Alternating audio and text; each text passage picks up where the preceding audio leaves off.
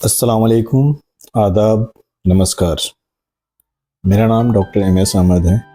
मैं chief consultant diabetologist और physician की हैसियत से सिवान में प्रैक्टिस करता हूँ। आज हम डायबिटीज़ से जुड़े हुए एक ऐसे कॉम्प्लिकेशन के बारे में बात करेंगे जो काफ़ी हद तक अंडरमाइंड है या फिर अंडररेटेड है। डायबिटीज़ में मेटाबॉलिक कॉम्प्लिकेशंस।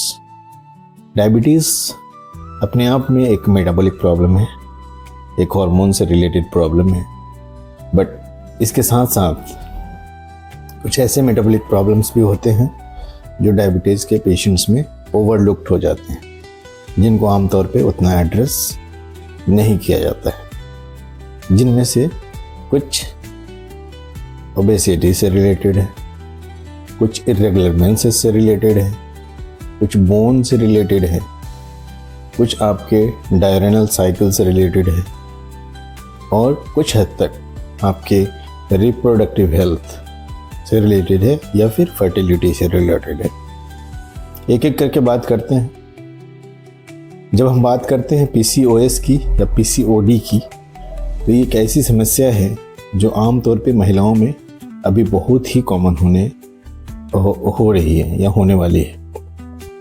इसका वन ऑफ द रीज़न ये है कि जो हार्मोन्स हमारी बॉडी में नेचुरल साइकिल्स को मेंटेन करते हैं या फिर वैसे हार्मोन्स जैसे LH, FSH, इस तरह के जो हार्मोन्स हैं, एस्ट्रोजन, ये नेचुरल साइकिल में यानी मेंस्ट्रुअल साइकिल में काफ़ी हद तक इनका रोल होता है और उससे इनकी पूरी डायनामिक्स मेंटेन होती है।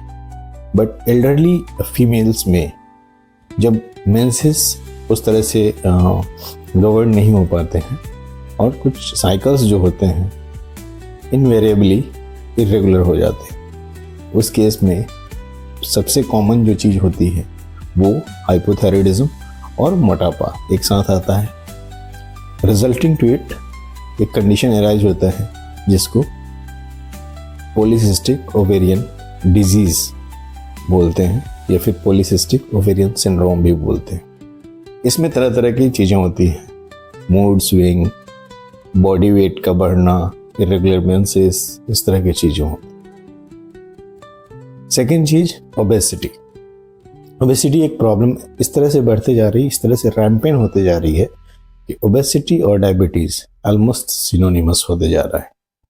साथ ही साथ वैसे पेशेंट्स जो ओबेस हैं, डायबिटिक हैं, उनमें ये रिस्क भी होता है कि उनको हार्ट के प्रॉब्लम्स ज़्यादा होते हैं, उनमें एथेरोस्क्लेरोसिस, CAD, इस तरह के प्रॉब्लम्स ज़्यादा होते हैं और resulting to that many of them they lose their life because of heart attack, because of the heart failure. तो एक टाइमली स्क्रीनिंग बहुत ज़रूरी होती है जिसमें आप अपने वज़न का सही तरीके से मापदंड जान लें, जिसको हम लोग मेडिकल टर्म में BMI बोलते हैं, बॉडी मास इंडेक्स। थर्ड जो चीज़ है वो हाइपोथायराइडिज्म से रिलेटेड है या फिर थायराइड से रिलेटेड है कि जब मेटाबॉलिक सिंड्रोम जैसी एक कंडीशन बॉडी में आ जाती है डायबिटीज़ में। मेटाबॉलिक सिंड्रोम कब बोलते हैं? जब पेशेंट को ब्लड प्रेशर भी अनकंट्रोल होता है, डिसलिपिडीमिया भी होती है, वेट गेन बहुत ज़्यादा होता है, खास करके ट्रंकल ओबेसिटी बहुत ज़्यादा होती है और साथ साथ अनकंट्रोल डायबिटीज़ होता है।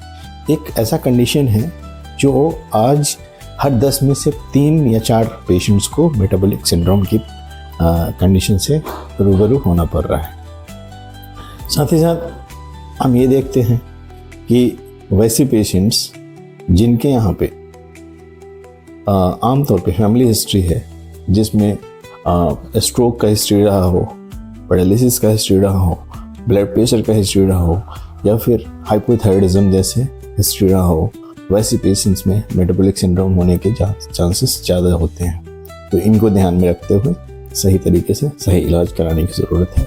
2 और कॉम्प्लिकेशंस जो काफ़ी डिवेस्टेटिंग होते हैं और काफ़ी चैलेंजिंग होते हैं, इमरजेंसी कंडीशन होते हैं। एक तो जिसको हम लोग HHS बोलते हैं, इसमें कंडीशन ये होता है कि हाइपर स्मॉलर कोमा, एक तरह की कोमा का कंडीशन होता है जहाँ पे ब्लड शुगर अचानक से बढ़ जाता है।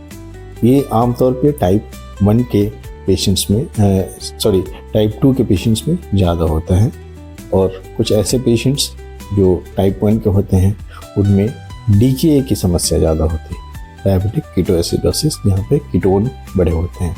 इन दोनों टॉपिक्स पे मैं फिर से एक अच्छी सी वीडियो बनाऊंगा और अब तक शेयर करने की कोशिश करूंगा। इनको कैसे मैनेज करते हैं, इस तरह के कंडीशन कैसे अराइज होते हैं, और कब इनको अर्ली फेज़ में ही हम डिटेक्ट कर सकते हैं, अर्ली फेज़ में ही हम इनको जान सकते हैं। तब तक आप जुड़े रहें मेरे Facebook channel doctor MS Ahmad, मेरे YouTube channel doctor MS Ahmad पे जाएं और मुझे सब्सक्राइब करें, फॉलो करें। साथ ही साथ जो नंबर डिस्प्ले पे आ रहा है उस पर अपना रजिस्टर करके मेरे साथ अपॉइंटमेंट बुक कर सकते हैं। Thank you for watching and आप खुश रहे, स्वस्थ रहे। धन्यवाद, नमस्कार।